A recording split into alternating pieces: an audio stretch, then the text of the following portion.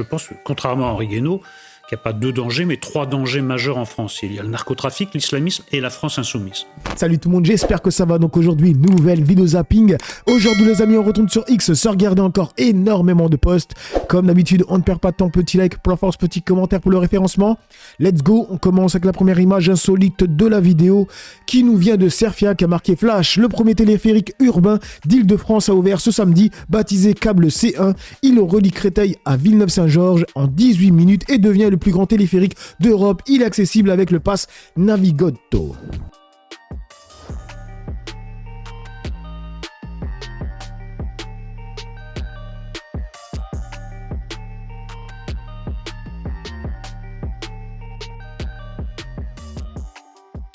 Du coup, que dit le peuple dans les commentaires? Qu'y a-t-il de prévu à l'intérieur des cabines pour éviter les agressions? Qu'est-ce qu'on lui a répondu? Des tasers sont disponibles à l'enregistrement. Un bouton d'urgence devrait pouvoir ouvrir les portes afin que vous sautiez dans le vide. Pour échapper à toute forme d'agression, faudra que je pense à aller au WC avant de monter dedans. Bref. Dites-moi les amis s'il y en a parmi vous qui ont déjà pris ce téléphérique et ce que vous en pensez. On enchaîne avec le post de Jacques Renardière, c'est avec Sarah Salman qui est réellement de gauche, mais non, voilà, c'est acté. Donc c'est marqué camarade Sarah Salman, nous nous unissons pour célébrer la réussite de ta réhabilitation par le travail et louons l'usage exemplaire que tu fais de l'autocritique publique.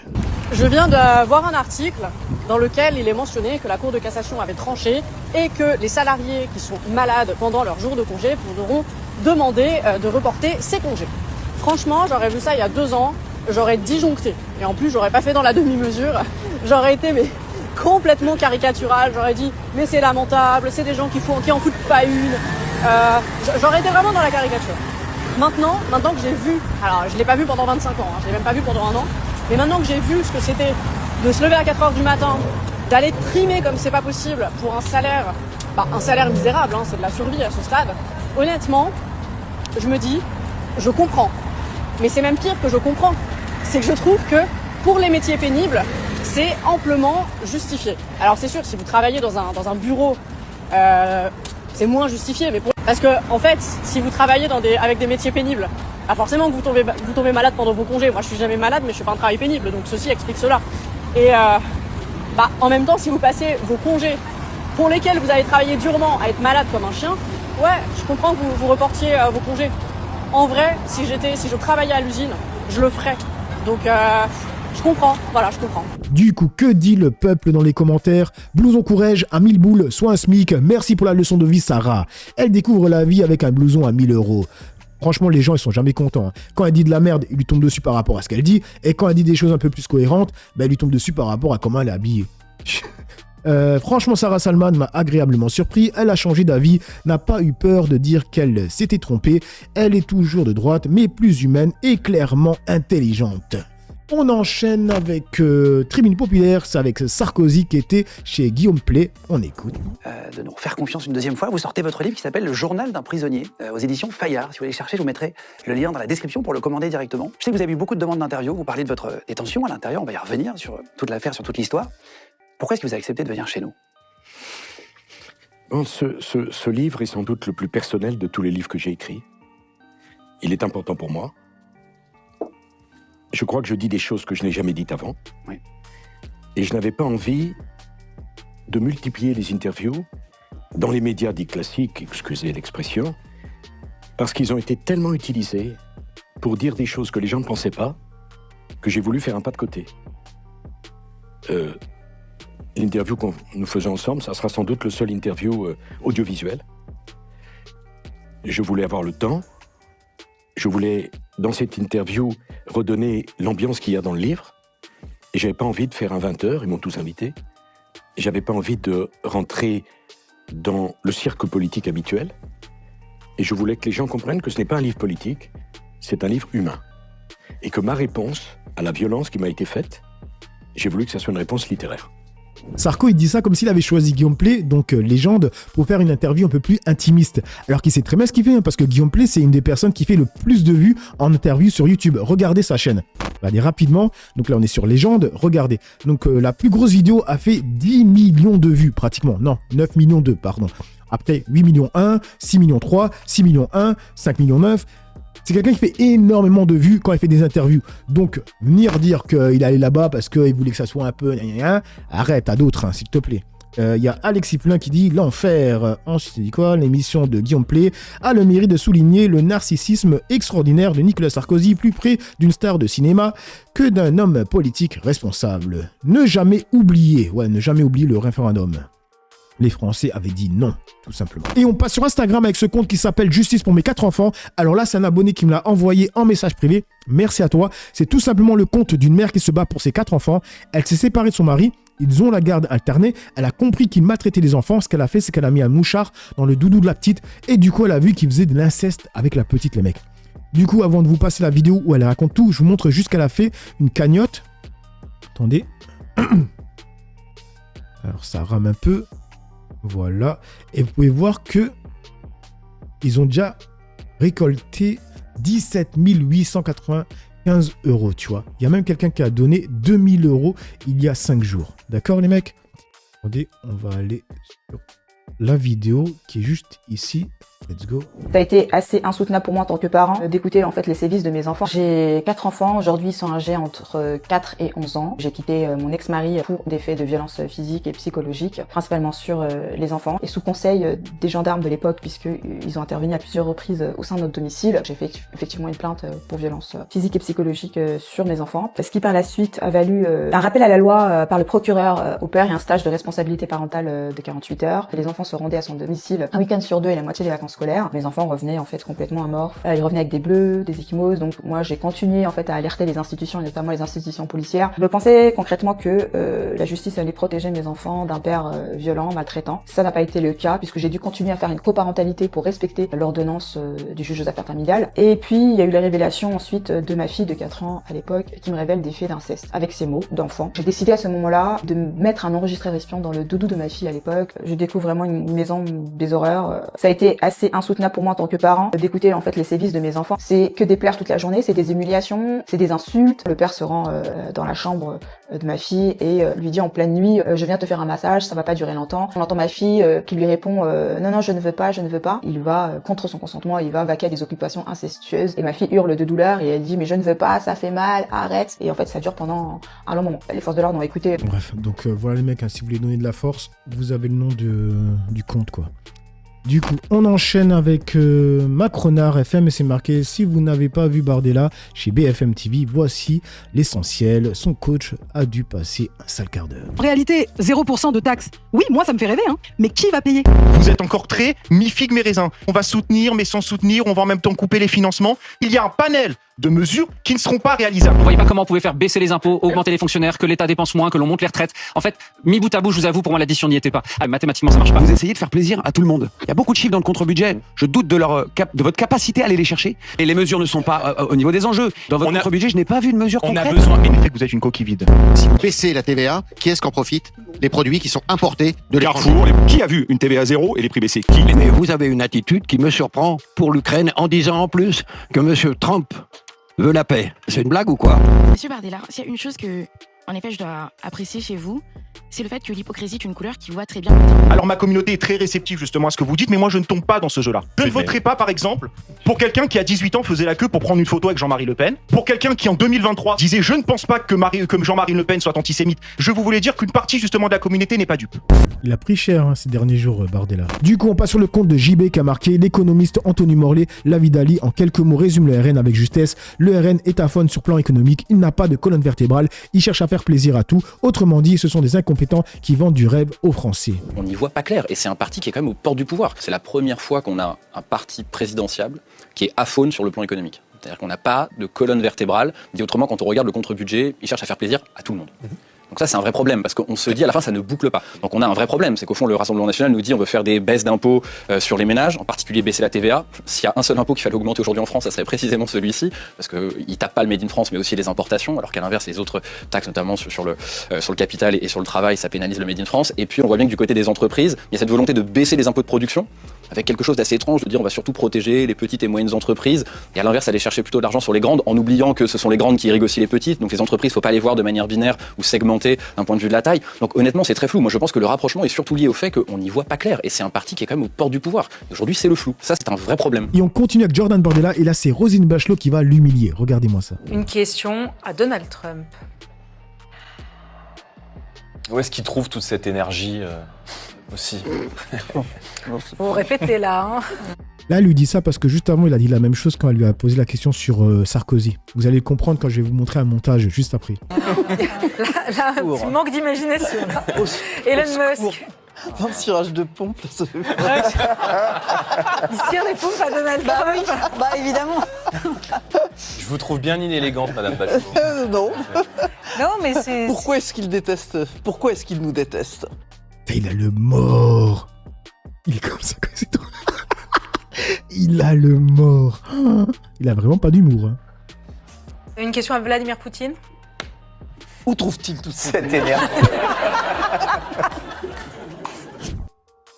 Regardez le montage, il est magnifique. C'est celui-là de Glu Patate. Le grand photocall, on est parti. Vous connaissez la chanson. Je vous montre une photo et quelle question vous poseriez Nicolas Sarkozy. Où est-ce qu'il trouve toute cette énergie qui est objectivement increvable? Une question à Donald Trump. Où est-ce qu'il trouve toute cette énergie aussi? Vous répétez là. Là, un petit manque d'imagination. Elon Musk. Dans le tirage de pompe, là, ça Il tire des pompes à Donald Trump. Bah évidemment. Je vous trouve bien inélégante, Madame Bachelot. Non.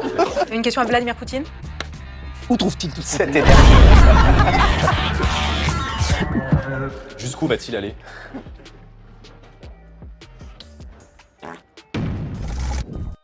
Il a vraiment le mort. Hein. Il a vraiment le mort. Du coup, on enchaîne avec Shalom et Saoudi, c'est marqué les prolétaires qui votent RN se tirent une balle dans le pied. Derrière un vernis social, le RN refuse d'augmenter le SMIC, baisse les cotisations, donc les retraites et la Sécu, épargne les riches et mise sur une TVA injuste. En somme, un programme profondément libéral et anti-pauvre. Brandir le racisme comme projet politique n'est pas une solution, cela ne paie ni les loyers ni les factures et ne remplit pas le frigo. Le problème n'est pas les étrangers, mais le système. J'espère que Bardella va passer au pouvoir en France. Et je dis ça alors que je suis un full gauchiste. Hein. Mais après avoir vu l'interview de Mélenchon, je me rends compte d'une chose toute simple, qui est, mais putain, la France, elle ne mérite pas la gauche. Les 3/4 des trous de balles français, les kunabellistes français. Pour les Français qui savent pas ce que c'est qu'un kunabelliste, je vous invite à aller voir mes autres vidéos, j'en parle de temps en temps. C'est un concept gabonais, mais qui résume bien la pensée des gars de droite. Des gens pauvres, des descendants de palefreniers, des paysans en série depuis Clovis, des Kevin, des Jordan, des Kimberly, des chômeurs, des gens au RSA, des petits blancs, mais qui vont donner leur âme aux gens les plus libéraux du pays, parce qu'en plus de ça, mais vous pensez vraiment que le racisme, ça a déjà été un programme chez qui que ce soit? Ce soi-disant racisme patriotique là qu'ils sont en train de nous sortir, c'est du business. Le but de tout ça, c'est avoir une société qui soit 3 fois moins régulée pour les marchés et les grosses entreprises, permettre aux plus riches tout simplement de pouvoir mieux flouer l'État et surtout mettre fin aux acquis sociaux durement arrachés justement par la violence populaire. Ça fait depuis la révolution. Là, c'est intéressant ce qu'il dit, et c'est la vérité. Que la classe bourgeoise rêve d'abolir toute forme d'avancée sociale en France, autant vous dire que la sécurité sociale, la retraite, ça les fait péter des plombs. Et aujourd'hui, à l'heure de l'accélérationnisme, ils ont trouvé comment casser les avancées sociales, tout simplement en jouant sur le chauvinisme. Et t'as pas besoin d'être en France pour ça, hein, va voir le Gabon. À partir du moment où tu vas jouer sur la corde du patriotisme, donc la corde de l'orgueil, tu peux faire ce que tu veux à un peuple. Et la classe bourgeoise, elle a compris. Pourquoi se péter les couilles à parler de social quand il suffit juste de dire mais il y a des Noirs et des Arabes qui touchent des allocs, faut arrêter les allocs. Et t'as tous ces gens qui sont prêts à sauter dedans. C'est-à-dire que les gars, ils sont pauvres. Tu sais qu'on parle du RSA et du chômage, et c'est de eux dont on parle. C'est de eux dont on parle. Quand on parle justement du fait de revenir justement sur le code du travail, assouplir le code du travail, ce sont eux les ouvriers qui vont se retrouver à bosser 3 fois plus pour 3 fois moins. Mais ils vont quand même voter en disant mais oui, de toute façon Marine Le Pen elle va bouger pour moi. Ah, mais gros, si en un millénaire d'histoire, t'as pas compris comment les seniors t'enculent à chaque fois, nous, on peut plus rien faire pour toi. Et c'est pour ça que je suis contre le fait que Mélenchon passe au pouvoir. La gauche ne doit pas passer au pouvoir en France. La France n'est pas prête à avoir la gauche. Si la gauche, par malheur, passe en France, elle va servir de souffre-douleur. Il suffira que les médias de droite tenus par Bolloré et compagnie se mettent à tirer sur la gauche et les Français vont suivre. Et au final, tout ce que voudra faire le gouvernement de gauche ne marchera pas. Laissez la droite et l'extrême droite gérer ce pays. Par pitié, laissez Jordan Barre de Fion gérer ce pays. Bardella, mais Bardella, c'est le sauveur, Bardella. Bardella, c'est celui qui va remonter la France, ça va être parfait après. S'il vous plaît, pardon, laissez ce gars-là passer au pouvoir. Parce que moi, je vous dis bien, un gars qui a jamais déposé un CV quelque part, qui a jamais travaillé autre que dans la boîte de son daron, on va lui confier du jour au lendemain il a moins de 35 ans. On va lui laisser la gestion d'un État en crise. Allons-y. Mais jamais un gars de gauche ne doit passer pendant les 10 prochaines années. Les 10 prochaines années doivent vraiment rester dans les mains de l'extrême droite. Que les Français galèrent, souffrent avec leurs propres représentants. La France, elle mérite pas d'avoir des politiciens qui se soucient du plus grand nombre. Elle mérite d'avoir des politiciens qui se soucient que d'une petite partie, de l'élite. Après, pour moi, le problème, c'est que si le RN est au pouvoir, ils vont voter certaines lois autoritaires. Ça, c'est clair, net et précis. Et parallèlement, je pense qu'ils vont essayer de retirer des acquis sociaux. En fait, c'est toujours comme ça que ça fonctionne. Regardez bien, à chaque fois qu'il y a un nouveau gouvernement, que ce soit de droite, même de gauche, soi-disant, en fait, il applique des nouvelles lois autoritaires et il essaye de retirer des acquis sociaux. C'est incroyable. Et quand il y a un nouveau gouvernement, il vient pas pour remettre les acquis sociaux qu'ils ont retirés. Non. Il laisse comme c'est, ou bien il essaie de retirer. En tout cas, il remet encore des lois autoritaires. C'est toujours comme ça que ça fonctionne. Et on voit qu'il y a la balance qui commence à être comme ça. Je sais pas si j'ai été clair, mais vous voyez ce que je veux dire. Bref, du coup, on enchaîne. Désolé mec, j'ai vraiment la voix éclatée.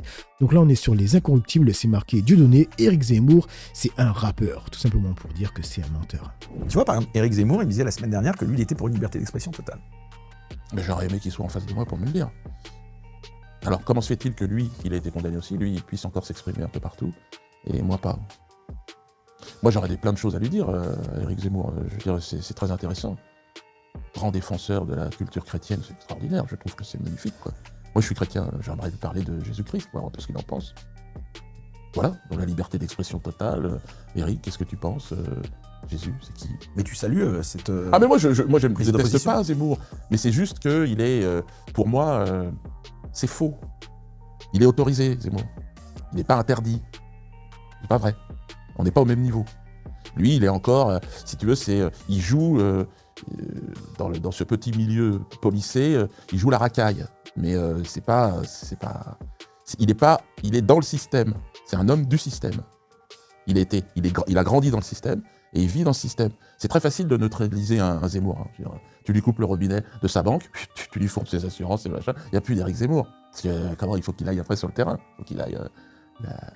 Ça, Zemmour, c'est un. Toi, t'as été. Voilà, ta banque, elle t'a. Plus de banque, plus d'assurance, contrôles fiscaux, sur toute ma famille. J'ai tout eu. Je connais tout. Je connais tout le parcours. Et je peux te dire qu'Éric Zemmour, il n'est pas passé par là. Éric Zemmour, c'est un rappeur. Non, quelque part, c'est un rappeur. C'est faux.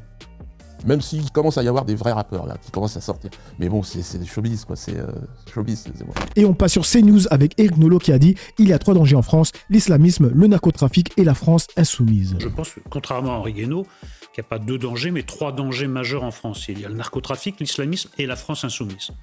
La France, ce sont 3 principes de destruction de la société et de la civilisation occidentale. D'ailleurs, la France insoumise se caractérise par une grande complaisance, une grande indulgence envers le narcotrafic. Il ne faut jamais de répression, les pauvres gens, il faut les comprendre, etc. Et envers l'islamisme, je n'ai pas besoin de développer.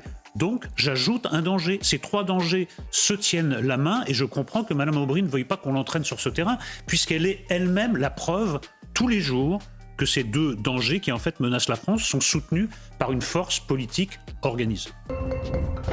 Ok, ce mec est de gauche, mais il met au même plan l'islamisme et le narcotrafic que la France insoumise. Du coup, ça dit quoi dans les commentaires? Il oublie de citer le danger que constituent les écrivains ratés qui s'improvisent chroniqueurs sur les chaînes d'extrême droite avec la prétention d'analyser l'actualité malgré une absence totale de déontologie et d'honnêteté intellectuelle. On enchaîne avec Manon Bry et c'est marqué Mousseline, Mousseline, Mousseline. Vous vous souvenez de cette consigne donnée par un rédacteur en chef sur CNews? Les voilà pris de nouveau en flagrant délit. Mais c'est quoi ce choc des cultures? Par exemple, le choc révélé par le choc entre l'islam et le monde occidental. Ah, bah on y arrive, Quelle surprise! On y arrive, il fallait parler de l'islam. Non, je distingue l'islam de l'islamisme. Est-ce que l'islamisme pose un problème particulier en Europe? Monsieur Boccoté, quand même, que vous avez démarré la conversation en parlant de migration et vous arrivez à la fin sur la question de l'islam. Bah oui. Vous faites un amalgame entre l'islam et l'immigration. Vous savez que dans notre pays, il y a des millions de concitoyens qui sont musulmans et qui ne sont pas d'origine immigrée. Vous le savez ça, monsieur Boccoté? La question n'est pas là. J'ai le sentiment... Je termine ma réponse. J'ai quand même le sentiment qu'on arrive à ce moment de l'émission où, vous savez, il y a vraiment la consigne muslim, muslim, muslim. Vous avez peut-être regardé... De quoi vous parlez? Vous savez à quoi je fais référence, mais si vous ne savez pas, je peux vous l'expliquer. C'est complément d'enquête, les mecs. C'est dans complément d'enquête. qu'à partir de maintenant, on ne va plus faire que du muslim. À ce complément d'enquête qui a été diffusé sur CNews, où il est indiqué que des chefs de rédaction donnent pour consigne de parler muslim. Donc pour vous, la question de l'islamisme, plus particulièrement, c'est le fruit de conspiration. C'est une conspiration des rédactions. Il n'y a pas d'enjeu islamiste en Europe aujourd'hui. Je viens de vous faire la démonstration. Vous n'avez pas fait de démonstration du tout, si je peux me permettre. Chacun sera juge, ceux qui nous regardent. Que vous avez fait un amalgame entre, d'un côté, la question migratoire et de l'autre côté, la question des musulmans. Et je pense que vous assimilez tous les immigrés à des musulmans, tous les musulmans à des immigrés. C'est vous qui faites ça. C'est vous qui avez fait le lien. Pourquoi vous avez fait le lien dans ce cas entre l'islamisme et vous voyez, l'islam, de nouveau vous sans le les faites. recouper l'un l'autre. Mais de nouveau vous le faites. De nouveau vous le faites.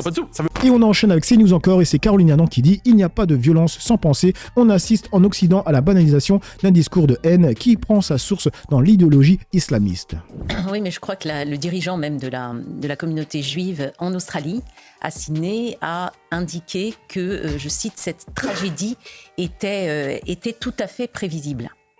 Et malheureusement, il a raison parce que il n'y a pas de violence sans pensée. Et on assiste dans l'Occident, en fait, que ce soit en France, que ce soit en Europe, que ce soit à Sydney, que ce soit aux États-Unis, à la banalisation d'un discours de haine qui prend sa source notamment dans une idéologie qui est l'idéologie islamiste. Et cette idéologie de haine se nourrit évidemment de la haine d'Israël et vient dire à tout tueur ou tout agresseur de juifs, eh bien, vous avez la légitimité pour le faire parce que vous le faites au nom des droits humains, vous le faites au nom du progressisme. Et c'est le fondement même de ce qui est en train d'arriver et de ce qui vient d'arriver à Sydney. Et c'est ce que nous devons aujourd'hui combattre de toute notre force. Alors les mecs, moi ce que j'ai compris, c'est que je me trompe, c'est que en gros elle est en train de dire en direct, dans le plus grand des calmes, qu'on est tous fautifs. Et toutes les personnes qui ont dénoncé le génocide en cours à Gaza sont fautifs parce qu'en dénonçant ce que fait le gouvernement israélien actuellement à Gaza, en fait vous donnez l'autorisation à des tarés de tuer des juifs partout dans le monde. C'est ce qu'elle est en train de dire en fait. C'est une folie. Du coup, on continue avec Aurore Berger qui a posté ça. Donc, tous ceux qui ont déversé leur haine obsessionnelle d'Israël, voilà, elle-même, elle dit la même chose. En fait, elles sont bien raccord. Tous ceux qui ont parlé de génocidaires à propos des Juifs ont armé les terroristes à Sydney. Déjà, on n'a pas dit génocidaires juifs, on parle du gouvernement israélien. Mais bon, elle adore faire les amalgames. À quel moment ont-ils condamné ce qui s'est passé le 7 octobre 2023 et l'ont-ils qualifié de terrorisme islamiste? À quel moment ont-ils dit ce que le Hamas avait fait? À quel moment ont-ils été aux côtés des Français juifs? Il n'y a pas les mecs, j'ai vu des vidéos où il y avait des personnes de LFI qui disaient « on l'a condamné ». Et ils avaient montré leur tweet en disant « on l'a condamné » parce que constamment ils viennent à la télé en disant que LFI n'a pas condamné. Donc déjà là, je pense qu'elle ment. un Français juif aujourd'hui qui n'a pas peur de la menace que représente la France insoumise. Ce qui est d'ailleurs un marchepied extraordinaire pour le Rassemblement national qui deviendrait comme une valeur refuge pour les Français juifs, ce qu'il n'est pas et ce qu'il ne sera jamais. Et vous voulez dire que quand ils ont posté ces messages hier, c'était pas sincère, vous avez dit de façon extrêmement coordonnée? Quand vous publiez à peu près tous au même moment les mêmes mots, oui, je pense qu'il y a des consignes qui ont été passées en disant sur ce coup-là, ce serait bien qu'on publie tous un message. Et vous en déduisez quoi? Comment? Et vous en déduisez quoi? Mais ce que j'en déduis. En fait, peu importe ce qu'ils font, c'est jamais bien, tu vois. Même quand ils s'indignent sur une chose qui s'est passée donc en Australie, ben en fait, non, c'est des hypocrites, c'est des faux culs, ils ne pensent pas, etc., etc. Juste, c'est qu'il y a 2 ans de stratégie électorale. L'antisémitisme, c'est pas un dérapage. L'antisémitisme, c'est une stratégie électorale. Et le problème, c'est qu'une fois que vous avez épuisé tous les mots, il reste les balles. Et c'est ça qui s'est produit hier. C'est des balles qui ont frappé. Parce qu'il y a eu des mots pendant 2 ans de manière systématique et il y a eu ce déversoir d'une haine Vous faites un lien direct entre les mots de la France insoumise et ce type entre les mots qui se sont tenus dans toutes les démocraties occidentales depuis le 7 octobre. Entre les mots des responsables politiques qui n'ont pas été capables de condamner et de dire. Dans les États aussi qui ont lâché. Quand je vois que le Premier ministre britannique hier n'est pas capable de nommer l'antisémitisme alors qu'il n'y a pas de doute et qu'il parle juste d'un attentat, ça n'est pas un attentat comme un autre quand on cible délibérément une communauté et en l'occurrence là il n'y a malheureusement pas de doute sur le caractère antisémite. Donc c'est la faute du monde entier de ce qui s'est passé en Australie parce que tous les gouvernements qui ont parlé du génocide sont fautifs. Et l'amalgame stupide met en dessin entre Israël et les Juifs. À quel moment ont-ils condamné ce qui s'est passé? Ah merde, désolé. Ça ne prend plus. On continuera à dénoncer l'antisémitisme abject tout en pointant du doigt les génocidaires israéliens. Et on termine avec Netanyahou qui s'est trompé. Le mec, il a parlé donc du gars qui a sauvé certains juifs en Australie en chopant le terreau, toi, il lui prenant le fusil. Et du coup, il a dit, donc Netanyahou fait référence à la vidéo montrant Mohamed neutralisant héroïquement l'un des tireurs de Bondi Beach. J'ai vu une vidéo d'un juif qui se jette sur l'un des meurtriers, lui prend son arme et sauve un nombre incalculable de vies. Il a cru que c'était un juif, en fait. Quand il va savoir que c'était pas un juif, il aura le seum. ושפלותו, וראינו גם גבורה יהודית בשיאה. אני ראיתי בדרך הנה סרטון של יהודי שמתנפל על אחד המרצחים, שומט ממנו את הנשק ומציל מי יודע כמה נפשות. Du coup, dans les commentaires, il y a une personne qui a répondu « Il n'était pas juif ni israélien ». Et là, on peut voir donc, la personne qui a été touchée.